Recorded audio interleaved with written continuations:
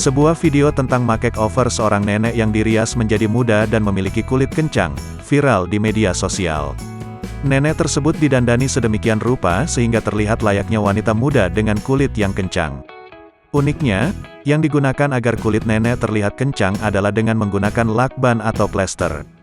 Video tersebut viral di media sosial TikTok setelah diunggah sang perias, Rangga Juans @ranggajuans, dan telah ditonton lebih dari 27 juta pengguna TikTok. Saat dikonfirmasi tribunnews.com, Selasa, tanggal 7 September tahun 2021.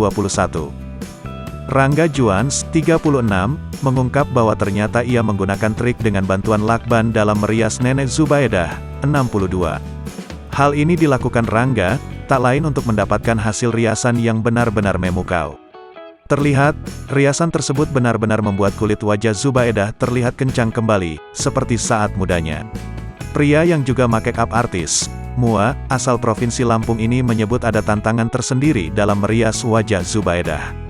Untuk itu, Rangga menggunakan bantuan lakban untuk menarik kulit Zubaedah ke sisi kanan dan kiri wajah, arah telinga kanan dan kiri, agar terkesan kencang. Supaya terkesan kencang di bagian kulit wajahnya, maka harus pakai lakban, plester, terang Rangga.